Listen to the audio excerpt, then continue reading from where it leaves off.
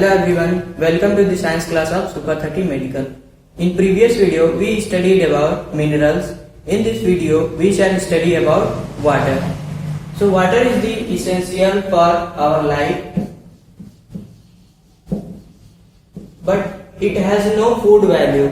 मतलब कि इसमें कोई फूड वैल्यू नहीं पाई जाती, लेकिन ये हमारे जीवन के लिए बहुत ही जरूरी होते हैं।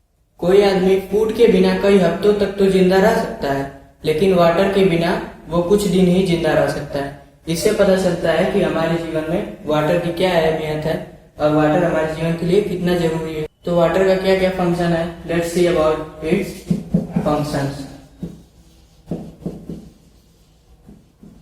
It is needed by our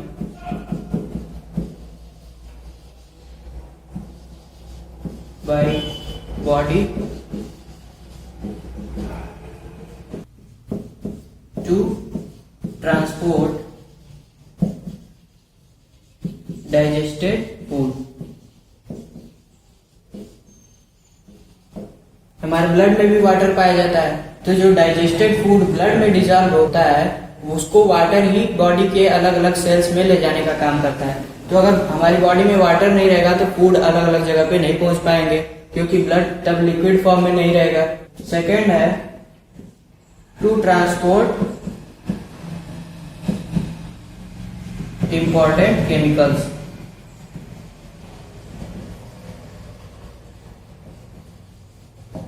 chemicals जैसे कि हार्मोन्स हैं, उनको भी ट्रांसपोर्ट करने का काम वाटर से ही होता है, जो कि ब्लड में होता है। और ब्लड में हार्मोन्स डिजॉल्व हो जाते हैं और उनकी एक्टिव साइट पर पहुंच जाते हैं, जहां उन्हें एक्शन करना होता है और जिस पर्पस के लिए वो बने होते हैं।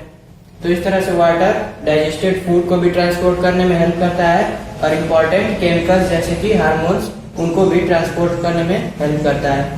थर्ड फंक्शन है to get rid of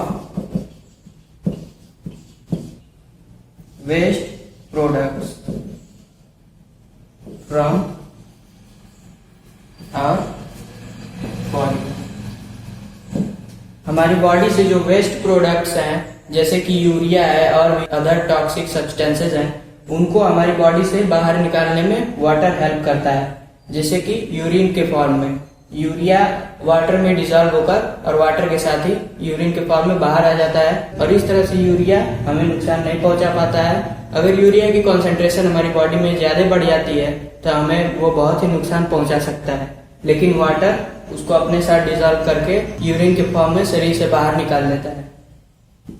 fourth function है वाटर का टू मेंटेन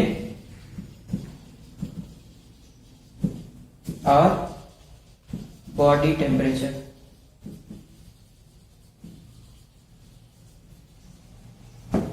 वाटर हमारे बॉडी के टेम्परेचर को स्थिर रखने में हमारी हेल्प करता है। जैसे ही हमें गर्मी लगती है, हमें पसीना निकलना शुरू हो जाता है, तो इसी तरह से वाटर हमारी बॉडी के टेम्परेचर मेंटेन करने में हमारी हेल्प करता है। Now we shall see the sources of water. Water के कुछ सोर्सेज के बारे में देख लेते हैं। तो हमें डेली लगभग 2 to 3 लीटर्स ऑफ वाटर चाहिए होते हैं। 2 to 3 लीटर्स, हमें 2 to 3 लीटर वाटर डेली पीना चाहिए, जिससे हमारे शरीर में कोई भी परेशानी न हो। और वाटर के कुछ सोर्सेज हैं फ्रेश फ्रूट्स,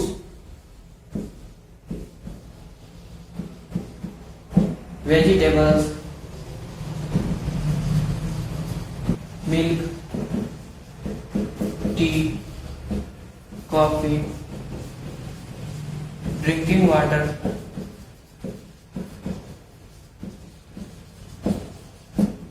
एक्सेट्रा।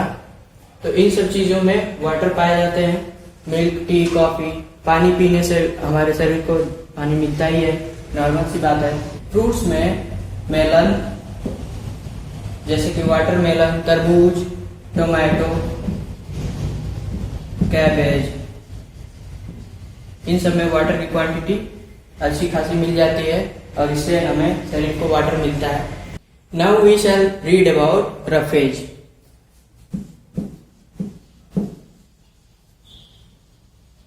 इसको हम डाइटरी फाइबर भी कहते हैं।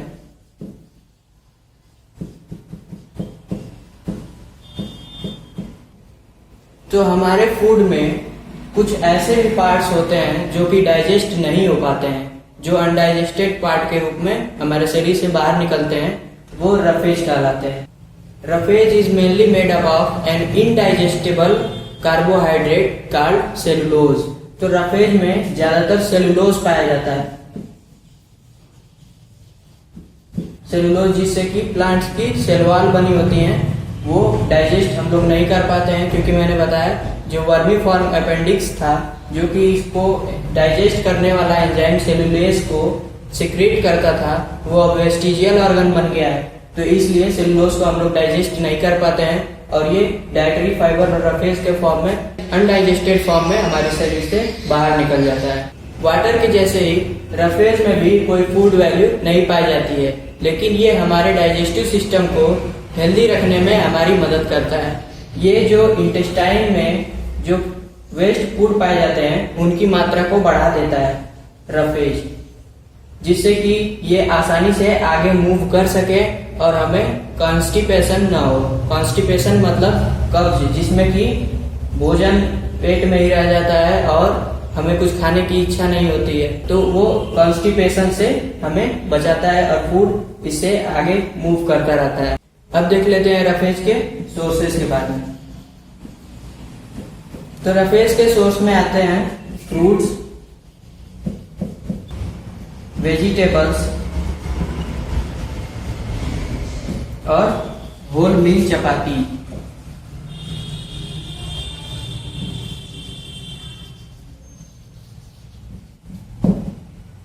होल मील चपाती मतलब जो गेहूं है उसको छिलका सहित ही पिसवा कर और छिलके सहित उसकी रोटी बनाएं, उसके ब्रान को अलग न करें, तो उससे जो चपाती बनेगी वो होल मील चपाती होगी।